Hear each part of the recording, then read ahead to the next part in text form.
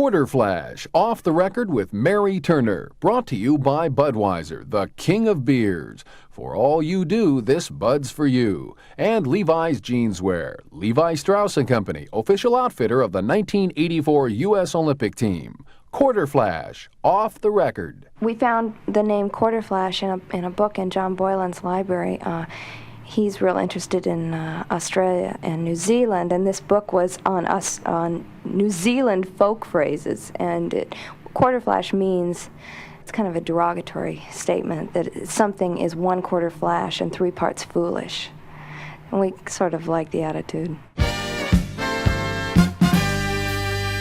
They met in 11th grade English class, and they've been partners ever since, as college students, as teachers, as members of bar bands, and as founders of Quarterflash. I'm Mary Turner, and for the next hour I'll be talking with Marv and Rindy Ross. They may be flashy, but they're definitely not foolish. Quarterflash, Off the Record. Did either of you have any idea before you got to college that music might be a way of making a living, or was that just sort of a way to have fun? It was a fantasy at that point. It was something that I'd thought about, and I was really involved in it, but as far as a career, it was something that I didn't think would ever happen, and so I was actually making plans for other things, you know, as far as making a living goes. How about you, Rindy? I don't think I envisioned it as anything but a hobby.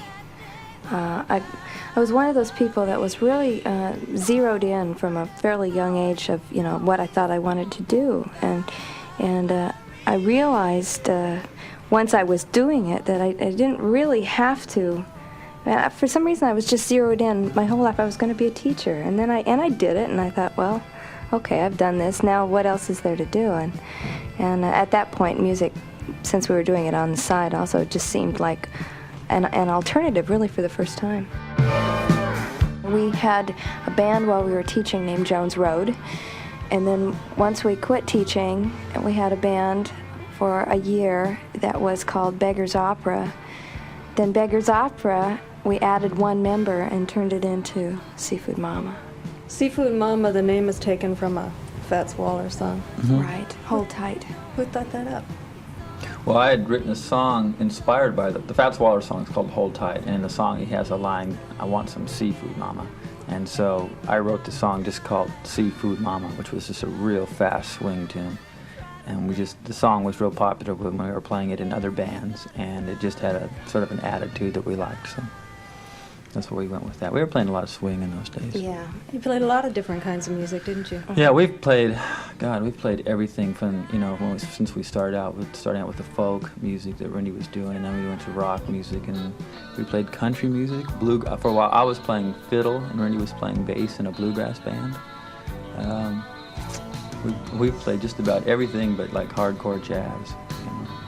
And there's still time. Yeah, you're right. Hey! Strange you mention that. Album number 3. The shining light in your eyes.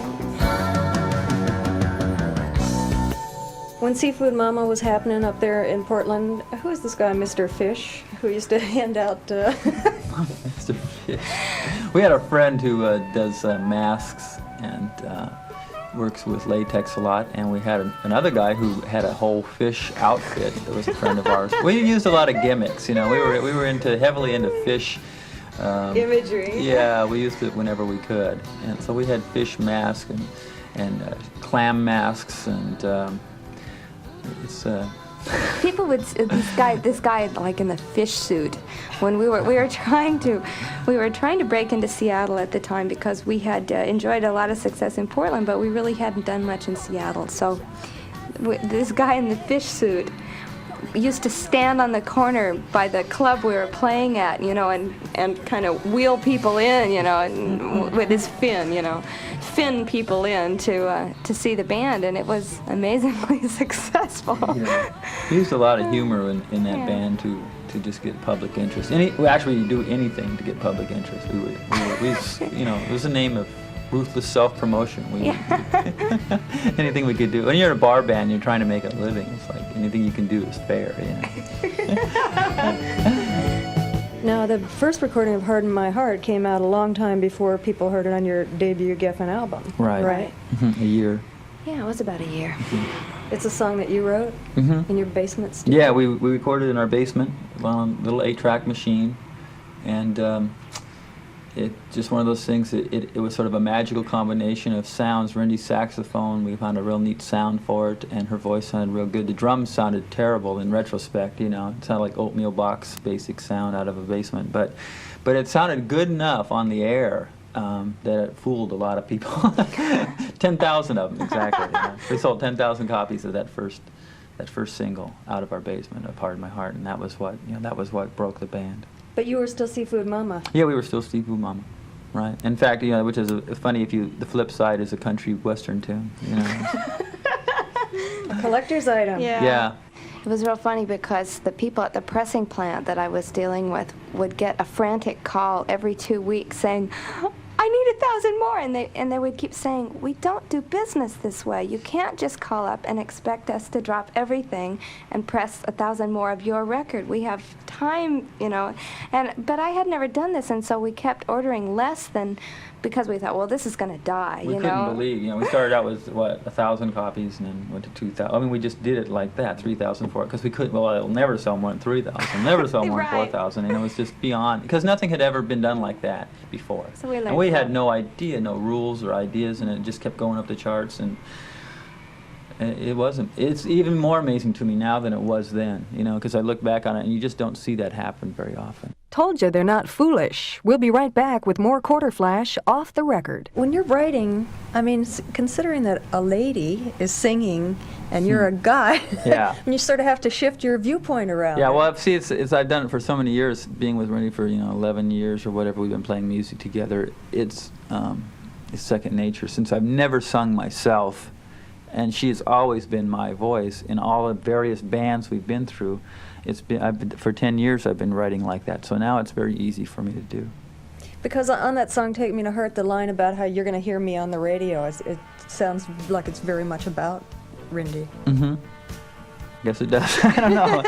It was just a line that came out and sounded right to me at the time. I didn't really consciously think of it as being Rindy. It was just, I just envisioned, I just was trying to strike a mood with that song more than anything else. I wanted something a little bit, just a little bit off-center with it. Quarterflash is Marv Ross and Jack Charles on guitar, Rick DiGelinardo keyboards, Rich Gooch on bass, drummer Brian David Willis, and vocalist Rindy Ross.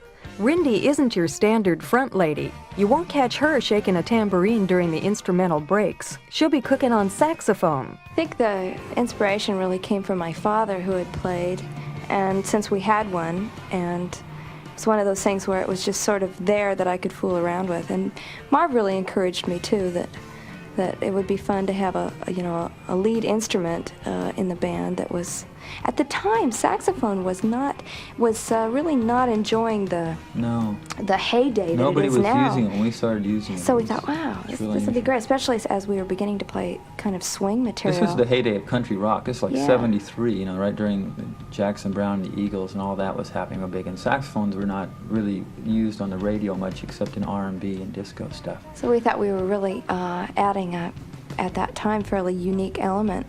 Was it hard to learn how to play? Well, it's, no. I mean, as far as, I think sax is not as difficult an instrument as many, and even compared to like the clarinet, I think the sax is easier. I think that the tone is the most difficult thing to achieve on the sax. I feel real good about the tone I have. I think that I will be learning for a very long time as far as technique. I think that's a very long, ongoing process. Is it heavy? I mean, you're holding on to this for a long time up there. Not a problem with alto or soprano. Again, that's another obstacle with the tenor, is that it pretty big to handle. Heavy. Yeah, especially for you. It's a good-sized horn. Right. It's Mitchell versus Mitchell and Ross versus Ross when we continue with Quarterflash off the record. I'm Mary Turner. Your favorite kind of music while you were growing up was Joni Mitchell? Yeah, definite folky. Mm-hmm. I'm really surprised. Yeah, well, I guess you can't really see that now, but a lot of Marv's chord structures and everything are based on a lot of Joni Mitchell type tunings. Tunings, yeah. But not the chords Maybe not the themselves. chords, but because she uses other than standard tuning type. Yeah, but I was into Bob Dylan and Judy Collins and, you know, even the Chad Mitchell trio. We had a lot of disagreements when we were first going out together about music. We never played together for years after we met, so we didn't start out as any kind of a musical relationship. It was just that we had a relationship and we both played, but we played really different styles. So I was playing rock and roll in garage bands that, you know, never got gigs, and she was actually playing in front of people in a solo situation, playing guitar and singing, and we had a lot of disagreements about music. I think part of it for me stemmed from just being jealous, because I never played in front of anybody, you know, and she was like a self-contained band that could entertain, and for me it was like I had to be playing with other guys or something, and so it was interesting, a lot of our disagreements, because I like real rock music and she was in folk music, and I wanted to go in a certain direction. Is it true that one of your greatest influences in your younger days was Guy Mitchell, seeing Guy Mitchell at a state fair? Yeah, actually, that was one of the first things that I can remember that reminded me of, like, I know you hear people talking about the first time they saw Elvis Presley on Ed Sullivan and stuff like that, and I never saw Elvis Presley on Ed Sullivan, but it had that same kind of effect on me, because my parents took me to like a state fair. It's hard to remember, I wasn't very old, but I can remember sawdust on the floor, I remember that, and seeing this guy, you know, tear off his jacket and unbutton his shirt, and it was a sort of a big shocking thing for an Oregon state fair for this guy to come in and do this, you know. But my parents really liked You Got Me Singing the Blues. That tune was a big hit at that time, and that was what he was, I'm sure, touring on that song, you know, and as I look back on it. But it had a profound effect on me. It was like, wow, this is really something, you know. And now he rips off his shirt every night, just like Guy Mitchell did. It's really something. It's ironic that both of you were influenced by people named Mitchell. Could there be a deeper meaning here? Oh, no, I hadn't thought I of that. doubt it. I doubt it. Yeah, I think we're stretching that one. Were you home when Mount St. Helens blew up? Oh, yeah. Yes. The big one. The big one. On May 18th, or whatever. It was incredible. It was wonderful. And the one that was even more amazing was the second explosion, because we were playing in a bar, and the manager of the bar came and said, you know, right after the song, he said, wait a minute, I got an announcement to make. And there was a couple of ships in town, Portland's a port town, and they said that the sailors all had to go back to ships, that the volcano had gone off. And so the band stopped playing, and we packed up, and we got outside, and it was like snow. It was ash, but it had the same consistency as snow, and it's gray, it's slightly gray, and it just lands on everything, and it's just middle of summer, and it was like snowing in the middle of summer, but it was ash, and it was the eeriest look to it. It's really amazing. It's real strange, and you couldn't, when we drove home, you couldn't use your windshield wipers because it would scratch the glass, because it's, you know, it's actually glass, silicone, you know. yeah. So it was interesting. And it's in your, you know, it gets in everything. It gets the plants and the grass and the gutters, and it was a real strange experience. But it was neat because as we were setting up that day, actually it was the third eruption that went off. We were setting up during the day and went out and actually saw it go off. You know, it was just like from here to that building over there. We could just see it just, you know, explode and watch the volcanic ash go up in the air. It was phenomenal. Would you say your musical direction has changed since the first album? Mm-hmm. What way? Well, I think for one, there's the accent, especially lyrically, the range of what the lyrics are singing about has expanded incredibly. As far as the first album was almost all, with the exception of Williams Avenue and Cruising with the Deuce, it was all basically love relationship songs, you know. And I really wanted to expand the horizons lyrically, and so on the second album, there's just a different the different things are being talked about, different subjects, and I think that's real important. And then musically, I think they sound different to me. It's a little bit more complex. There's a lot of more diminished type chords and stuff like that, and there's less minor. It's not so moody and there's no angry songs on it like there were on the first album. It's more rock and roll too, don't you think? Yeah, I do. Yeah, it's more energetic. We'll be right back with the new sound and the new look of Quarterflash, Off the Record. I'm Mary Turner. After the phenomenal success of the first album, it must have been a little bit scary going into the studio for the second time, because there's that old, how can we top that kind of feeling. Yeah. Yeah, that's definitely there, that pressure. But I think it helped in our situation that the label was not cracking the whip saying, get it out, we need it out by this time. Because there was a bit of a time lapse, and partly because we were on the road for 8 months on the first album, and then needed to take a little time to regain our sanity. And then the writing, and so on. So it took a little while, and they were not, at us to get it out. So I was glad that the pressure was there just to do the very best album that we could, but the time, there was no big time pressure. And if you go through the lyrics on the album, there's a lot of themes that relate to pressure. You can shaking the jinx and just nowhere left to hide. There's a lot of them that have that. You can tell that it was on our minds. I thought the placement of Shakin' the Jinx followed by Make It Shine was an interesting presentation of two sides of the story here. Yeah. What was the first song that was written for this new album? Take Another Picture. Take Another Picture could have been on the first album as far as when it was written, but it was right at the very tail end. We didn't need any more material, and it seemed like it sort of presented a new direction in terms of being more, it's more upbeat, it's a little more new wave influenced, and it's just got a lot more energy than anything on the first album. And I'm glad we didn't put it on there, because it's playing it for a full year, or like we did on the road, because we played it on every show, even though it wasn't on the first album. We always used it at the end of the show.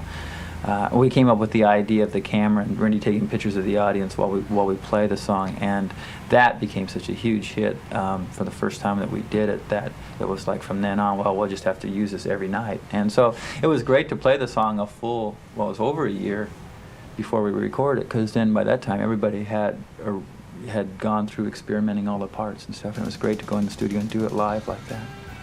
Did you really find nudie pictures in your father's drawer? Oh, yeah. No. Sure. Didn't you find nudie pictures in your dad's drawer?